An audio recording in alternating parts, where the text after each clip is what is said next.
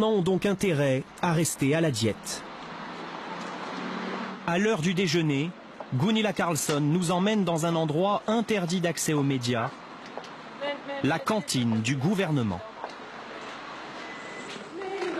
Tous les ministres mangent ici lorsqu'ils ne sont pas en déplacement. Et aujourd'hui, une de ses collègues est au buffet.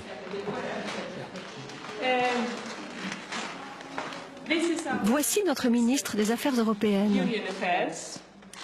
C'est Brigitte Olsson, une amie de longue date. On a travaillé ensemble au Parlement. Où sommes-nous exactement? C'est la salle à manger des ministres, et seulement des ministres. Et on se sert nous-mêmes ici. Un repas très simple et qui n'est pas gratuit. Donc, cela fonctionne comme cela. Peut-être que je n'ai pas de dette. 6, 7. C'est-à-dire? 7 repas que je n'ai pas encore payés. Et un déjeuner coûte combien? Quelque chose comme 7 €, quelque chose comme ça. Vous savez qu'en France, les ministres ont un chef particulier. Vous ne les enviez pas? C'est la France. Vous adorez la nourriture. Gunilla Carlsson est membre du gouvernement suédois depuis maintenant 4 ans, ministre de la coopération internationale. Mais elle arpente le centre de Stockholm tous les jours, à pied et sans garde du corps. J'adore marcher, ça me fait faire de l'exercice. Et puis c'est tellement agréable lorsqu'il fait aussi beau. Les hommes politiques ne sont pas des célébrités, vous savez. À cette époque de l'année, j'essaye d'être dehors, autant que possible. Lorsqu'elle n'est pas en voyage à l'étranger, Gunilla Carlsson retrouve tous les matins à 8h30 au ministère des Affaires étrangères sa petite équipe de collaborateurs. L'ambiance est plutôt décontractée.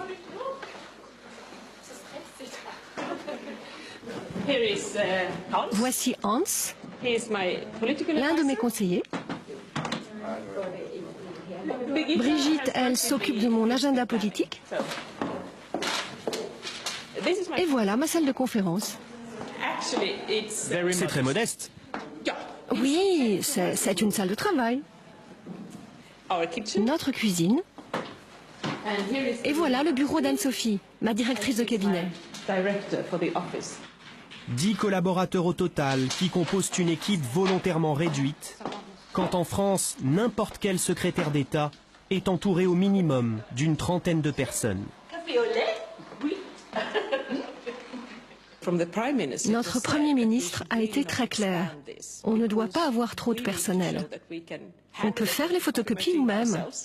Et si j'avais plus de conseillers politiques, ça montrerait aux gens que j'ai un peu perdu le sens des réalités.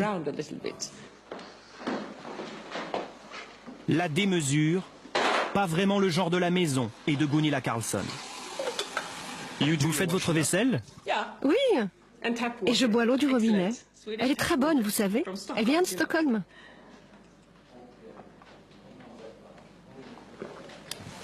Une ministre au régime sec. Il n'y a que dans son bureau qu'elle se permet quelques petits plaisirs personnels.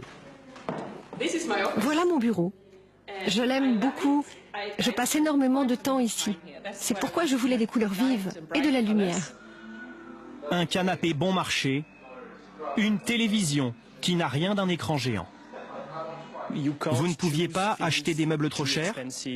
Non, j'avais des idées et le décorateur m'a dit ce qui était possible. En fait, j'ai hérité de ces canapés du ministre des Finances et on les a rénovés un petit peu.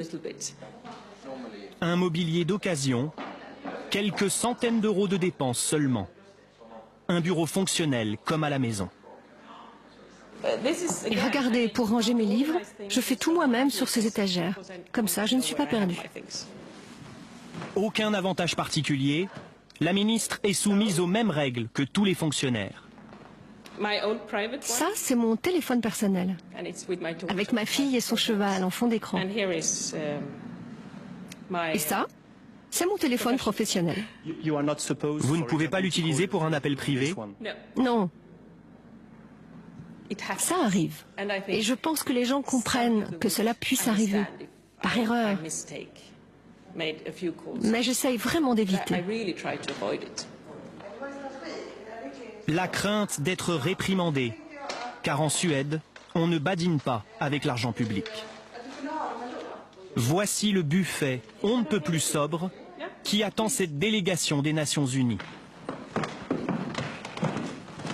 Mais si le gouvernement suédois chasse le superflu dans les bureaux de ses ministères, il consacre dans le même temps 1% de son PIB à l'aide internationale. C'est bien plus que la France et les autres pays européens. Pendant la réunion, le staff de la ministre prépare son prochain déplacement au Luxembourg. J'ai regardé quelques vols.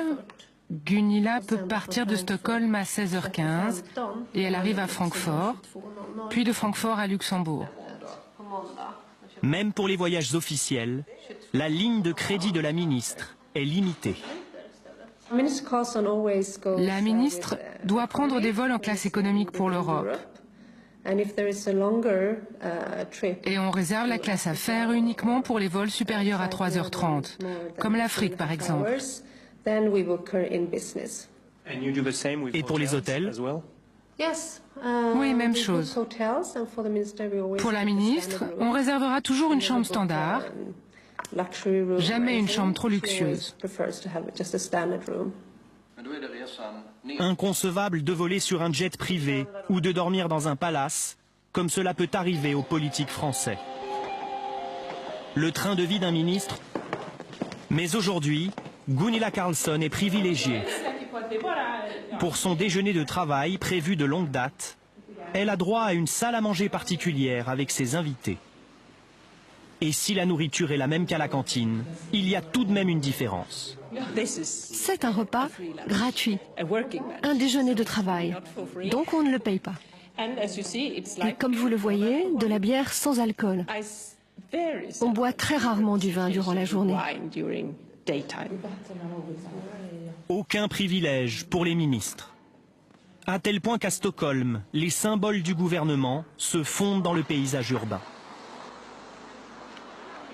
Ici, le ministère de l'économie surplombe les boutiques de souvenirs. Un peu plus loin, le ministère de l'éducation, au-dessus d'une supérette. Une simplicité qui imprègne aussi les rapports humains. Devant le Parlement ce jour-là, Gunilla Carlsson fait une rencontre imprévue et très chaleureuse. Ça va bien, ça va bien. Passe le bonjour aux autres. Je vous présente Alice. Elle est de gauche, du Parti social-démocrate. C'est une grande adversaire politique. Mais rien de personnel, hein? Elle est très forte sur les questions de justice et de politique intérieure.